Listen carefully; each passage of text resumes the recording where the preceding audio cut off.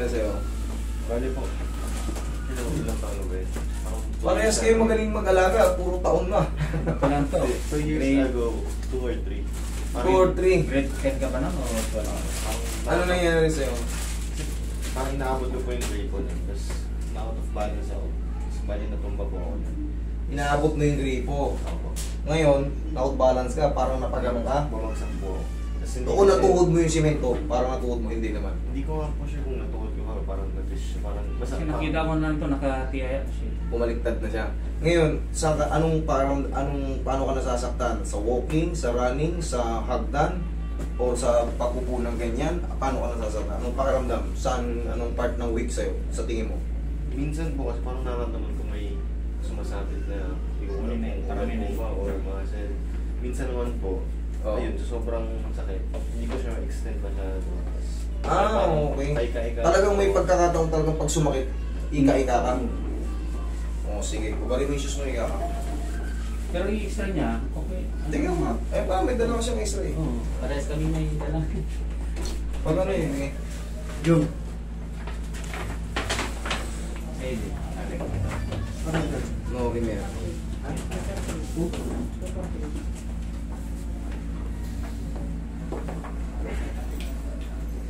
Twisted knee pala sir eh. Kaya pala kahit matagal na, pag sumakit pa rin, twisted knee oh.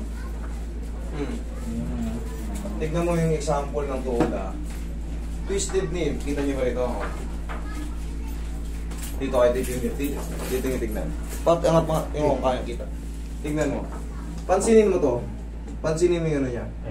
Pansinin mo yung tuhod niya, ayan, sa maliwanag. Tignan mo tong tuhod. Dapat yung lining niyan, kumbaga kitang-kita mo agad. Kitang-kita ko agad yung distance allowance. Tignan mo ito nangyari. Magkapatong. Magkapatong ng padikit. Ibig sabihin niya, napilitik ka na pag... Di ba, ganito dapat yung tuhod, ganyan, di ba? Ang nangyari sa kanya, nakagano, no? Nakaganyan, no? Buo ngayon ng pagpilit, di ba, may inaabot ka nga. Kaso parang out-balance ka, baliktad ka. Yung paa mo, nakatapak pa, yung katawan mo bumagsak na. Ganun yun. Yung katawan mo, bumagsak na, pero yung paa mo, nakastay pa sa lupa. Baliktad. Kaya ngayon, ilang taon na halos. Kasi kung normal lang na ano yan, kung normal lang na nabangga na ng gano'n, sumakit ng konti, mga 2 linggo, 3 linggo. Wala na yan. Pwede mo ng baldog. Bumabalik eh. Kasi nga, wala sa timing. Sir, no? Pansinin mo, di ba? Kita mo na kung ano yung difference. Ayan, no? Tignan mo yung nasa likod niya, kita sa ano. Ayan, no? Di ba? Dapat yan, yan, malinaw na malinaw yung distance. Tignan ko, alam niyo na yung difference. Tignan mo yung tuhod niya. Anong mali? Nakapilipit.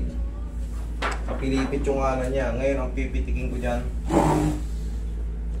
Sa taas lang. Ito ang pitik niyan. Dito sa taas. Para umusok, pumasok, kumanito rito. Ito, umadjust to. Ito, kailangan makausok ng konti yan. Kasi nandito yung ACL at PCL. Nandyan. Kaya ngayon, pag minsan nararamdaman mo, hindi mo may ganun, no? Tumutukot sa kita. Ang sakit. Parang may tumutusok mo na. Okay. Kahit nakaupo lang siya, minsan hindi ako makalakad dati. Kaya nga, kita mo. Kasi nga, pilipit. Kaya nga. Kahit pa simpleng ano lang, di siya makatayo, di ba? Napakabata pa nito. Para sa...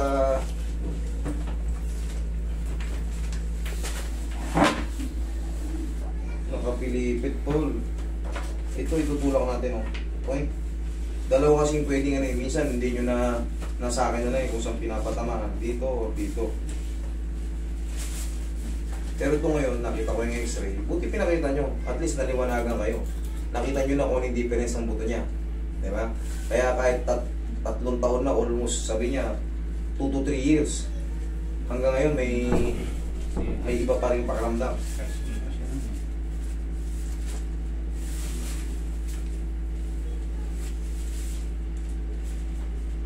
Relax na. So pa.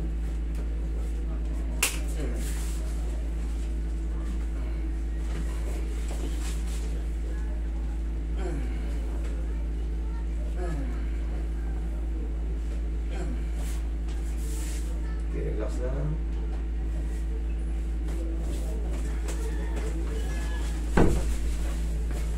Okay, huwag mo lalabanan. Relax mo lang. Lambutan mo lang yung tuhod mo. Yan. Hindi naman masakit yan. Masakit ba? Hindi. Hindi naman masakit yan. Basta huwag yung lalabanan. Lambutan mo lang. Isa pa. Isa pa. Thank you. Sakit ba? Hindi naman. Wala naman yun. Relax, relax lang yan. Tansya naman yan. Ito, idol, sa tagal ng panahon, kumbaga ngayon lang niya ba na-experience yung mga ganito? Nagpahilot na ba kayo before? Pero Wala. recently lang po, medyo sumakit na po siya. Recently lang medyo sumakit na. Dati po hindi naman po siya ganun. Lumalaki ka na kasi, yung pilipit na nun kasi nasa gitna eh. Meron kasing ACL at yung anterior tsaka posterior nasa gitna yun.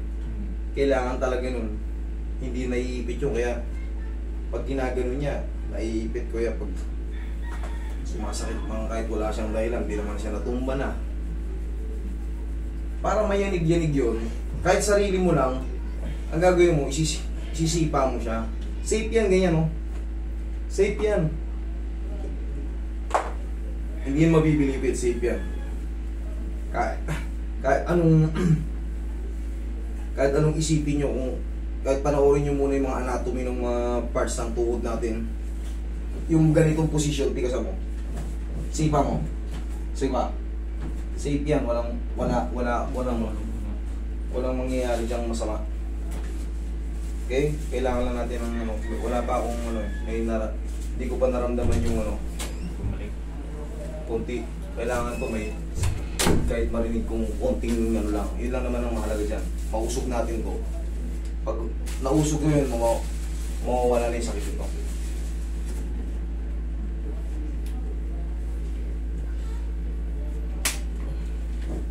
Ha?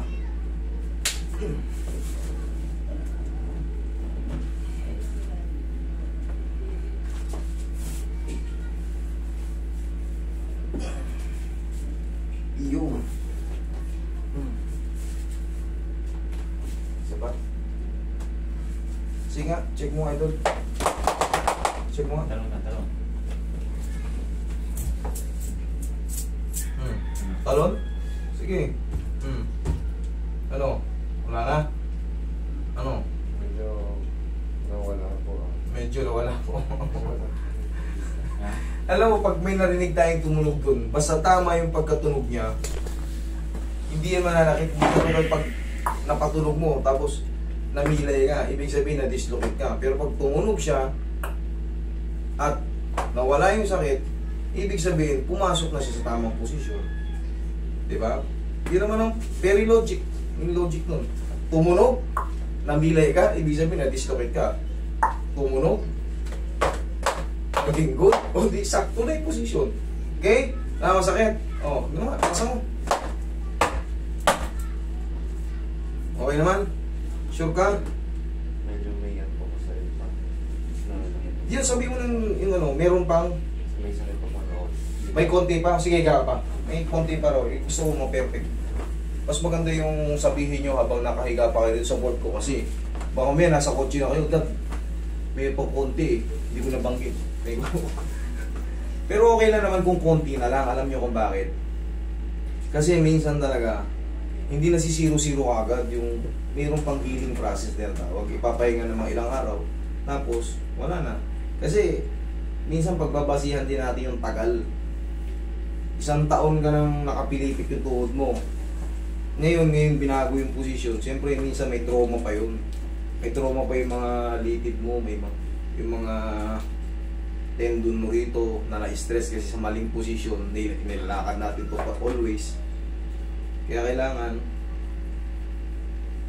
rest pa muna to kahit mga ilang araw.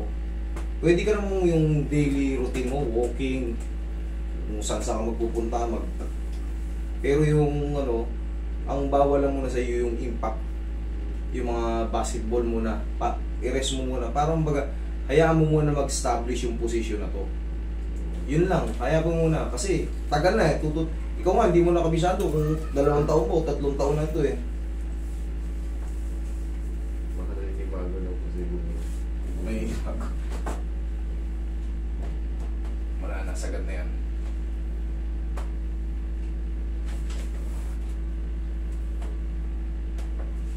Sige nga, kahit ito.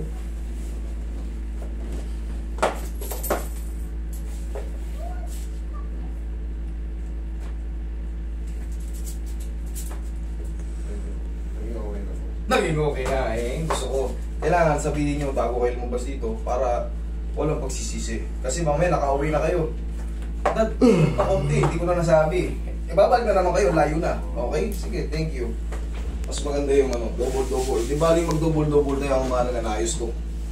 Thank you. Okay sir, ikaw.